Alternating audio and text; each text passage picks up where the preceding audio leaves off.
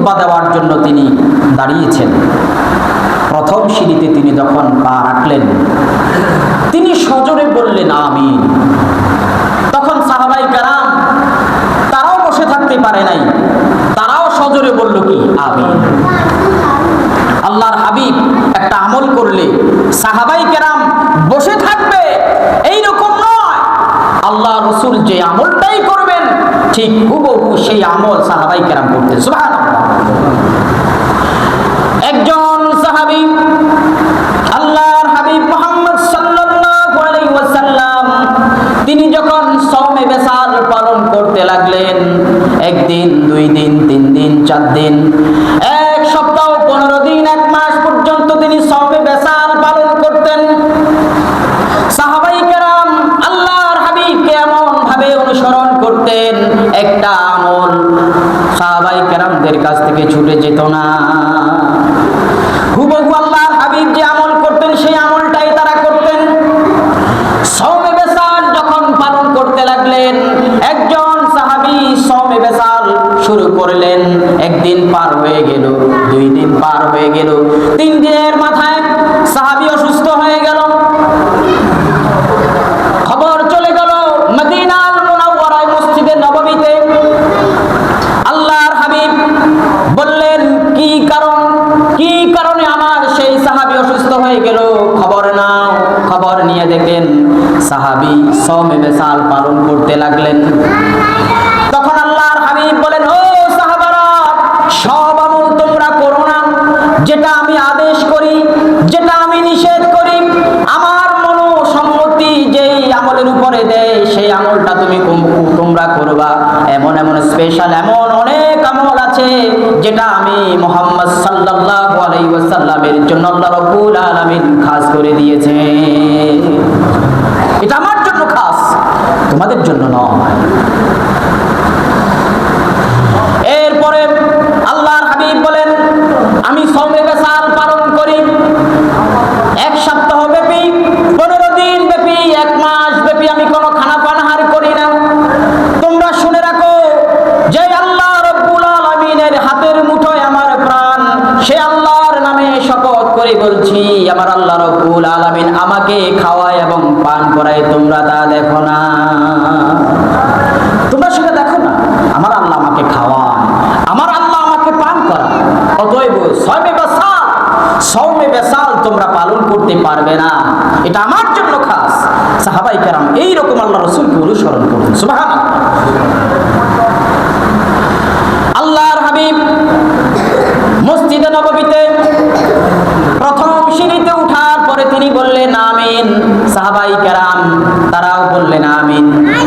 দ্বিতীয় সিঁড়িতে উঠার পরে বললেন আমিন, সাহাবায়ে কেরামও বললেন আমিন। তৃতীয় সিঁড়িতে উঠার পরে বললেন আমিন, সাহাবায়ে কেরামও বললেন আমিন। খুতবা শেষে আল্লাহর হাবিবকে প্রশ্ন করা হলো, ইয়া রাসূলুল্লাহ, ইয়া হাবিবাল্লাহ, কত খুতবা আপনার শুনলাম, কোন খুতবাতে আপনি এরকম করেন নাই, আজকে কেন হঠাৎ করে একটা সিঁড়িতে উঠার পরে বললেন আমিন, দ্বিতীয় সিঁড়িতে উঠার পরে বললেন আমিন, তৃতীয় সিঁড়িতে উঠার পরেও বললেন আমিন, কারণটা কি ছিল? আল্লাহর হাবিব বললেন, ওগো সাহাবারা, তোমরা তো দেখো না, জিবরিল এসেছিল, আমার সামনে জিবরিল দাঁড়িয়ে বলল, পিতা মাতা পাওয়ার পরে, মা বাবাকে পাওয়ার পরে কোন সন্তান মা বাবার খেদমত করে আল্লাহর জান্নাতে যেতে পারে নাই, তার উপরে আল্লাহ এবং তার রাসূলের লানত অভিশাপ। আমি তখন বললাম আমিন। জিবরাইলও বলেছে আমিন, তোমরাও বলেছে আমিন। সাক্ষী থাকো সাহাবারা, আল্লাহর দরবারে কবুল হয়ে গেছে।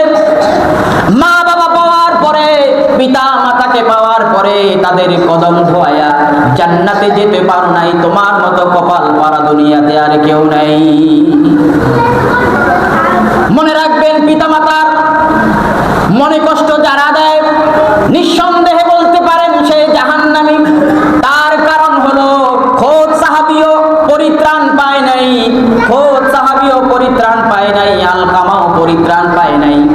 আলকামা জরুরুল কদর সাহাবী হওয়া সত্ত্বেও অন্তিম কালে মৃত্যুর সময়, ইন্তেকালের সময় মুখ দিয়া কালিমা নসিব হচ্ছে না।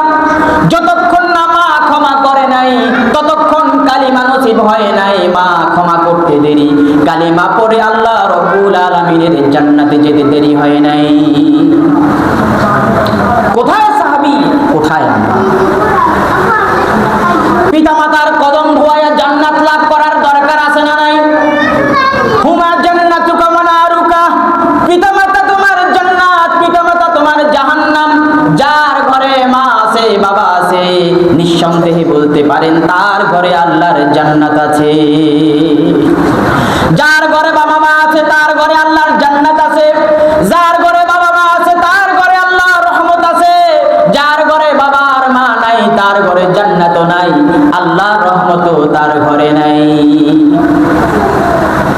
আল জান্নাতু তাহতা আকদামিল উম্মাহাত, মায়ের পদতলে আল্লাহর জান্নাত। মনে রেখো সন্তান, মায়ের পদতলে আল্লাহর জান্নাত তোমার জন্য নির্ধারণ করেছে।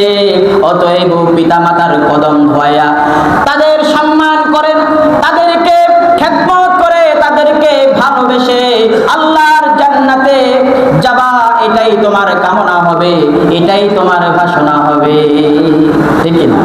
আমাদের কামনা বাসনা একটাই হবে, পিতামাতা যাদের জীবিত আছে তাদের কদম ধোয়া জান্নাতে যাওয়া। সুবহানাল্লাহ। এরপরে দ্বিতীয় সিঁড়িতে উঠার পরে বললেন আমিন। আল্লাহর হাবিবকে প্রশ্ন করা হলো, হে রাসূল, দ্বিতীয় সিঁড়িতে উঠার পরে কেন আমিন বলেছেন?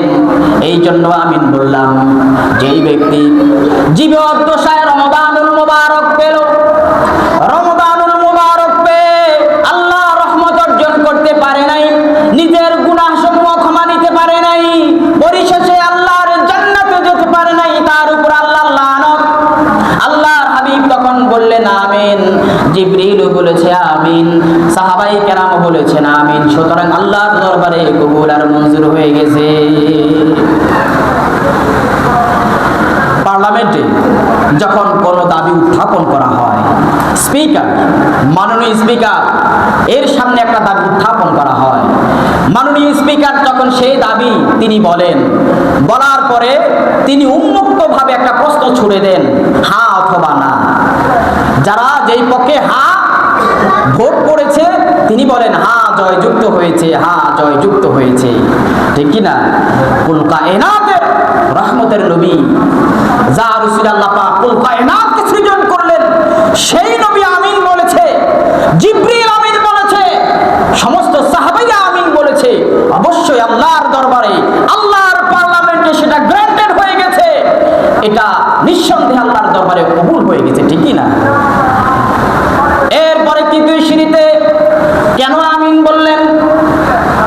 উত্তরে আল্লাহর হাবিব বলেন, কেউ যদি আমি মুহাম্মদ সাল্লাল্লাহু আলাইহি ওয়াসাল্লামের নাম মুবারক শুনে আমার উপরে দরুদ পড়ে না, তার উপরে আল্লাহ এবং তার রাসূলের অভিশাপ, আল্লাহর দরবারে সেটাও